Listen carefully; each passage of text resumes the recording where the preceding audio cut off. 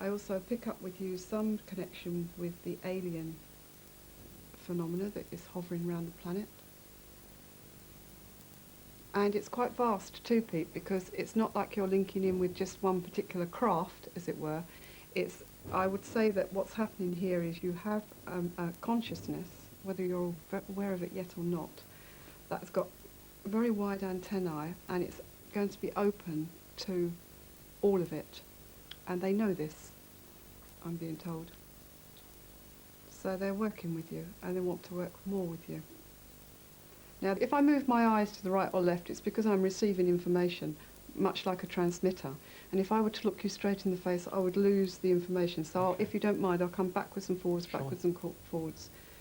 And sometimes I'm seeing, sometimes I'm hearing, sometimes I'm sensing. Now, the people or the information coming to me from at the moment is coming from a very high source. I'm not talking about whizzy UFOs landing. I'm talking about beings or consciousness that is far away and different from ours, and they're already working with you. Do you know that? Did you know Uranus is the planet that controls television? Molly told me things about my personal life that no one could possibly have known, and that convinced me she had unusual abilities. But does that mean I have to buy the whole package and agree that I am in contact with extraterrestrials and the crystal is moving of its own accord? I'm not influencing this in any way, because if I were, I wouldn't be able to stand here talking at the same time as demonstrating this. So the energy is just coming through, and his base chakra and that one are spinning at approximately the same speed now. You see the difference there? So that would indicate to me that those two chakras are balancing, and that's about the speed that Pete's chakras need to be, his energy centers need to be. This again is down. I'm really surprised to see so many of them. This is not normal. When I'm working now psychically, I'm working in the past, present and future, because this new planetary energy coming in has really no concept of time. It's almost like there's light. And I've seen it go beyond that where there's nothing. So what's happening is I can see at the moment, it's coming through me, lots of light, which is pouring down my left arm, and it's going straight into Pete's body, and his body loves it. Whichever way you look at it, Glastonbury's a rum old place. Isle of Avalon, burial place of King Arthur, birthplace of Christianity in these islands, once visited by Joseph of Arimathea and, some say, by the boy Jesus himself. It's immediately clear why the British New Age movement is centred here, rather than, say, Middlesbrough. At the foot of the tour, a woman called Serashie will teach you how to open your heart and meet your personal spirit guide. At least she used to be called Serashie. When we arrived, she told us that Serashie had left the body, which was now occupied by someone called Horiasis. She has clear memories of past lives in ancient Egypt and Atlantis. I felt in safe hands. Welcome to Shambhala Healing Center in the heart chakra of the planet. As you come into the heart, there's a beautiful feeling of warmth and welcome and a sense of coming home. And we know as we come into this place of love and of peace and of deep knowing, that we come into truth. And there's a warmth that begins under the hand, a warmth and a glow that makes you want to smile even more. And truly, you are now out of your mind. I didn't experience a full trance, yet with Horiasis and with image therapist Annie Wildwood, I certainly went somewhere else. Okay, now I'd like you to imagine that you're walking through a beautiful forest on a warm, sunny summer's day. The trees are tall and graceful, and the sunlight filters down through their leaves, dappling the forest floor with green gold light. Follow that golden feeling. It's beginning under the hand now, and allow it to draw you into the center of the heart. As you're drawn into the center of the heart, you'll feel that this golden feeling comes from a golden flower. And from your deep knowing, the flower has 12 beautiful petals. How many petals are open for you in this moment? What number comes up? 3. Look for the 9 waiting to open. And you use the gold from the center of the flower and just direct it to each petal in turn. And it will simply unfurl, petal by petal by petal. Reach out and touch the trunk of a tree and feel the rough lichen growing there. Experience yourself being there. This is your inner world. And this is the source of your being. This is where the soul sits in the body. You are safe and secure here. Just relax and let go of everything that you do not need and do not want. For here we're not required to do anything at all. Walking around a rocky outcrop, you come upon a beautiful woodland pool with pure clear water sparkling in the sunlight. To one side, there's a waterfall pouring down onto flat, smooth rocks. Climb up to stand straight beneath the stream of water, feeling it pouring all over you. Not only over you, but into you, in through the top of your head, down through your body, and out of your toes and the soles of your feet. How does that feel now? It's strange because I'm not in any kind of trance or anything, but I'm aware of this sort of overall physical warmness that this process has induced. And that's happening on one level, and then we're having this chat that doesn't seem to interfere with it, and I'd have thought it would. It's gone violet again. The key is to keep opening. The key is to have the intention to stay open to all the love of this universe, to allow the energy flow through the body.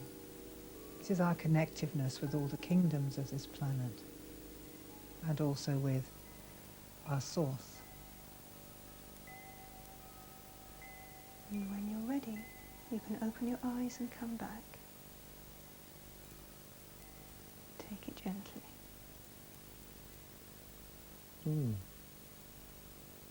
How strange, I'd forgotten entirely what the room was like. I'd forgotten that was there. I feel like I've seen a really good movie that didn't have any unsettling bits in it. Ever such a slight crick in my neck is the only negative aspect of that. What specifically, rather than feeling good, are you seeking to achieve? Well, it depends what the person wants. You know, when they come to me, they might have, for example, emotional things they want to deal with, or they might find that they've got a mental block about something, or they might be wanting help on their spiritual path. For example, they might not know what that is, or they might be some way along it and then they feel stuck. Everything that you do and everything that you are starts off inside, in your inner core, as it were. And if you want to change that or heal it or do anything with it, you then go back in to work on that and to change the patterns if that's appropriate. And the reason why we use a landscape is because the different aspects of the landscape can represent different aspects of your inner self. The landscape is different in South London. Recent experience helped me realise that the skip represented casting off the spiritual rubbish that was stifling my energy flow, and the scaffolding meant that the witch I'd come to meet was probably having her house painted. Fire, energy, success, determination, selfishness. I cannot be stopped. Got that feeling? I have now. Be here now. Not thinking straight. Silliness. Just feeling. Dear Mother, be here now. Keepers of a dark cave full of secrets and mysteries, always there for us, patient, silent. Be here now. The circle is cast. We are between the worlds, beyond the bounds of time, where night and day, birth and death, joy and sorrow meet as one. Welcome to the circle. Not as scary as I thought.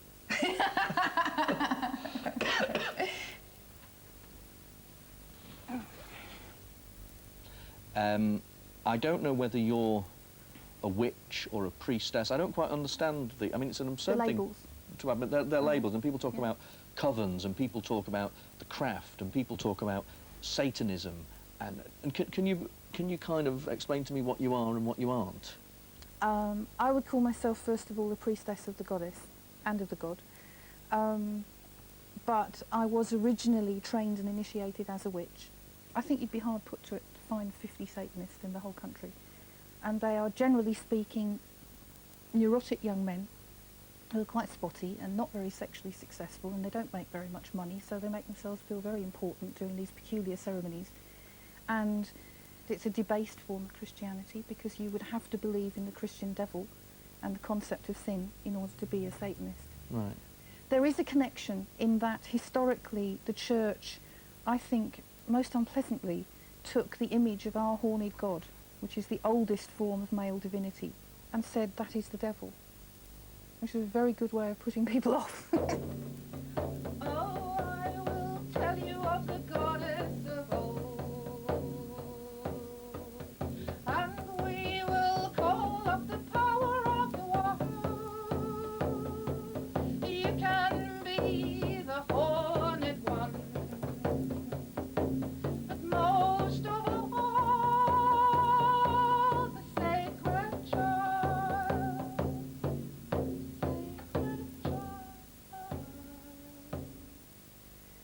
You're a beautiful man, Peter.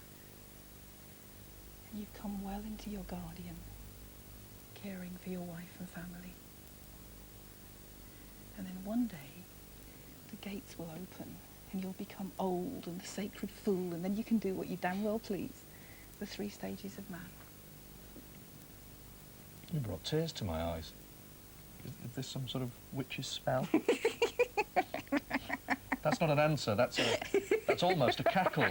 That is a cackle. That is a witch's cackle. Peter! That was wicked. That was wicked, wicked, wicked. On the face of it, an afternoon spent with a cauldron-carrying witch whose temple is a shed in her back garden in Clapham sounds good for a few cheap laughs. In fact, I was moved. I think more than anyone else I met, Sian taught me not to prejudge people who are out there doing weird stuff. The other remarkable thing about her and all the other women is that they don't require you to believe what they believe. They're non-evangelical. Anyway, next week, I'm going to be indulging in some bizarre initiation rites with an Irish shaman in a remote Welsh valley, and I'll also be asking if you believe in fairies. No, I won't. I'll ask that now. Well, I've witnessed a fairy in a garden, and I was just kneeling down doing up my shoelace, I think, and I saw something quite dark move about a foot by my side like this from one place to another, and then I turned around to look what it was, and it had gone bright white, and it was about that big. And it took off from the place where it had landed and back to the same place in bright whiteness. And then in the place where it landed, it disappeared and a robin stood in its place.